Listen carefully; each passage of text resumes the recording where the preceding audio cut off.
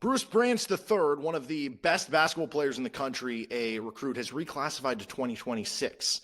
KU's going after two elite targets with Tyran Stokes and Bruce Branch. Could they land one of the two? Could they land both? Do they have a better shot with Branch than Stokes? We're going to break that all down on this bonus episode of Locked On Jayhawks.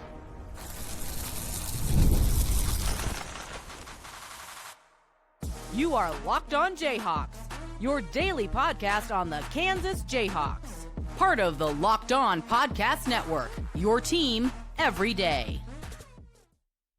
What's going on? Derek Johnson here. This is Locked On Jayhawks, a little bonus episode for you. Thank you for making the Locked On Podcast Network the number one sports podcast network. And on this bonus episode of the show, Bruce Branch III, who is an unbelievable recruit, has reclassified into 2026. There's been some KU scuttlebutt rumors. They're interested. Where are things at? And we're going to break down that. We're going to break down some Tyran Stokes because there's some updates there. And this becomes another very interesting prospect available in the class with KU, maybe searching for that one more. Maybe they could land both. Who knows? Elite recruit in the class. Let's start right there with the news. That would be Bruce Branch III. He was the top player in the class of 2027. So the number one player in the class of 2027. He is reclassified into the class of 2026, which means he will be joining a college at the end of this, I guess, athletic year, right?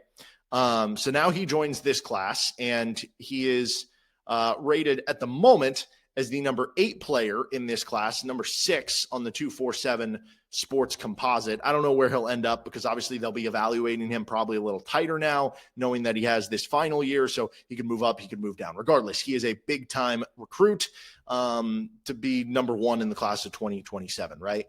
And he is somebody, you might be wondering who he is, right? He is a wing who is like 6'7". He has like a 7'2" wingspan. So this would certainly be, somebody that would add to KU. They've loved getting these guys with like super lengthy wingspans of late. But he is at Prolific Prep in Florida, and he hasn't taken any recruit visits yet. But here's an ESPN article. It mentions Kentucky, Kansas, Louisville, USC, BYU, Arizona, Houston, Miami, kind of all in pursuit here. He says a springtime decision is the expectation. So a bit of time here. Obviously, I'd imagine, they're going to take time with doing their visits and all those sorts of things, but averaged 16 points, 5 rebounds per game on the Adidas circuit, that's good for KU. 39% from 3 on like 5 attempts per game with a 7'2" wingspan. That should get you salivating right there. His coach said this on the ESPN story, Ryan Bernardi. His work ethic will prepare him for the reclassification. He is emotionally stable. He does not get too high or too low. So a lengthy player who has a very good shot, and because of the length can get those shots over other players. This is not just somebody who is a very highly recruited player that KU should want. It's somebody who, what have we been talking about the last couple of years of KU? They need more shooting. Well, Taylen Kinney's a good shooter, who's the 5-star you have in the class of 2026. You get Kinney and Branch. I mean, that's about as good of a freshman duo of shooting as I can ever remember coming into KU. And I mentioned he played on the Adidas circuit. Well, this was back in May of 2025 that and this is part of why I think this is good news for KU that he's reclassifying. Obviously, there's a lot of schools that we mentioned on the tail there, but Adidas basically they called it like expanding their NIL roster with the next generation of elite student athletes. That's how they termed it. Basically, that the rub on that is they signed a bunch of high school kids to NIL deals, and Bruce Branch was one of those players. Now, as we're seeing right now with Tyran Stokes is still flirting with Kansas, and he has a Nike deal, so maybe there is a chance that, Bruce Branch does the reverse, that he flirts with Nike schools and is Adidas. But it certainly you would think, at least give you a leg up in a real way, or give you at least the first opening to make a real opportunity here, right? So that is good news for KU. And it just gives Kansas another possible top target out there, right? Like, seems like Christian Collins, like it feels like he's leaning. I mean, I don't even think KU was in the finalists there, whether it's Kentucky or wherever. That's one Kansas can't get. Tyran Stokes, somebody that KU is deep in on and trying to land, but what if he picks Kentucky? What if he picks Oregon? What if he sticks with the Nike family, so to speak? Then this gives you another possible elite option to try to go to if you're Kansas to pivot to. And then there's the ultimate hypothetical, the ultimate, wouldn't that be fun? What if Kansas landed both? I don't even know if it would work money-wise, but let's break that down. Let's break down, would you rather have Stokes or Branch if you could only have one? We'll get to all of that in just a moment, and then a little update on where things are at right now with Tyran Stokes. This is Locked on Jayhawks.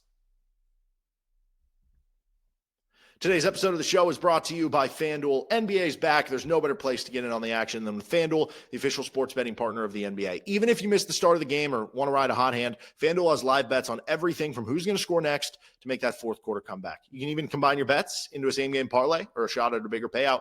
Keeps every game exciting, especially when your team is making that late push. Right now, FanDuel is giving new customers $300 in bonus bets when your first $5 bet wins. So head over to FanDuel.com, sign up and play your game with FanDuel, the official sports betting partner of the NBA and the Locked On Podcast Network. I didn't want it to be this way, but I feel like the biggest positives that are coming right now, it's all recruiting stuff. Like KU football isn't doing well. KU basketball has a couple losses, although the Duke loss was encouraging. But anyway, we are here on Locked On Jayhawks at LO_Jayhawks on Twitter. Okay, Branch or Stokes, if you could pick between one of the two. Because again, the ideal scenario is that, the donors pony up and with Adidas paying an NIL deal to Bruce Branch, you're able to make it work financially to get both. And you have Taylen Kinney and Tyran Stokes and Bruce Branch, and it's one of the best recruiting classes that we've ever seen, right? You go back to the Zion Williamson Duke team for having the like top 3 recruits in the class, right? That would be the most ideal, awesome situation and scenario. Who knows? I'm not going to rule anything out because that would be really fun. And I don't want to rule it out just from that level of fun. But if you had to choose between one of the two, we do know that there are limitations with rev share, with NIL now having to go through certain stipulations. There are certain limitations that what if you could only afford one of the two? Move all the money from football because that's not working right now and afford both. But no, in all honesty, what do you do? Who do you go after between the two? Stokes is ranked higher on the 24/7 sports rankings right now than Branch. So is that the obvious answer? It would also feel like it'd be kind of a fun thing to be like, hey, this guy's a Nike NIL deal and you still got him. That'd be kind of a cool thing to do, right? I mean, that'd be kind of a gangster move by Bill Self. That'd be a lot of fun. On the other side, it's like, well, but if Branch is already getting an NIL deal with Adidas, would you theoretically have to pay less to get Branch than you would to get Stokes to outmatch the Nike offer? And then it's like, would that help you building the rest of the roster? So I think there's some plus minuses for both players. I would say both, honestly, of course I would say both.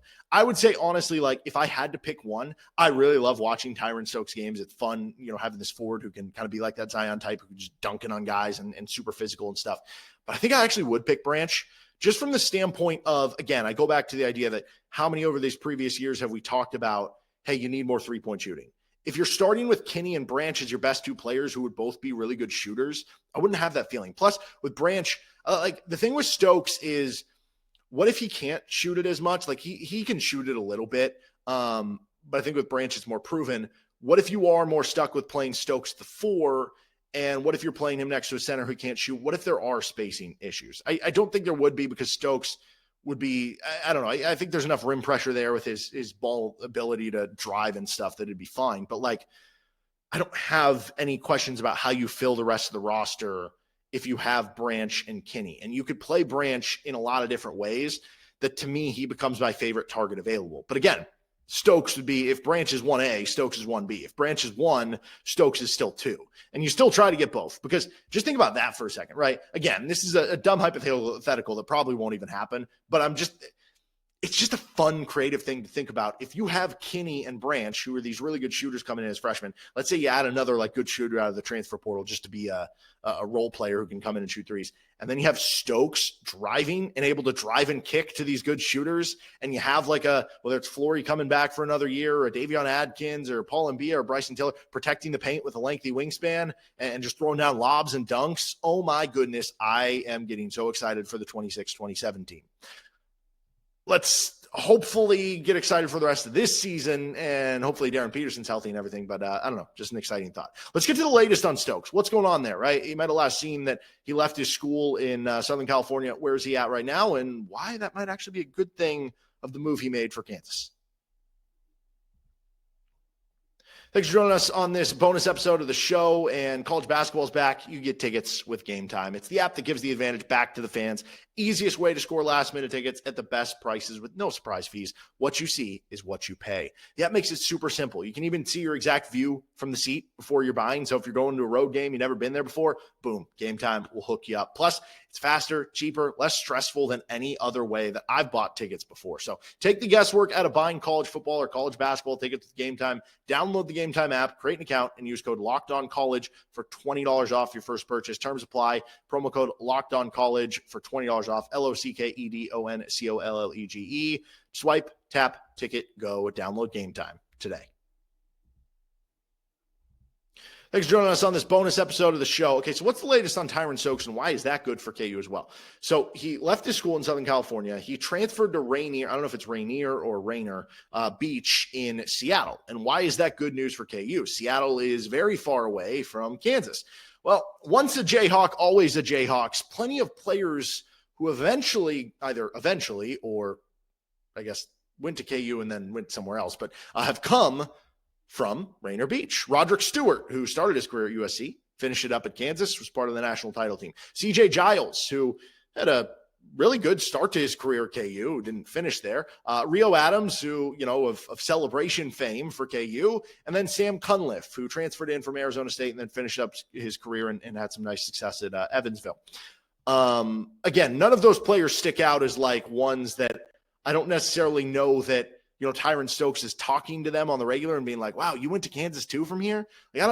But it clearly shows there is some level of familiarity with the program and some level of connection for Kansas there. That's a good thing. And here's the other one. Jamal Crawford, who is the longtime NBA vet, played till he was like 40. Now he's announcing games for NBC, was a really good player. He's big in the Seattle community. He went there to the school. He also earlier this year, it was for last season, but earlier this calendar year, was coaching for the team, like filled in as a coach. So clearly he has connections and ties and still active with the program. Do you know who he was recruited by when he went from Rainier to Michigan? That would be one Curtis Townsend. Curtis Townsend was the assistant coach at Michigan. Now he's the assistant coach at Kansas. Okay, so all these ties together, it doesn't mean that Kansas has an increased chance necessarily. It certainly doesn't hurt. I don't dislike the idea that it's the case.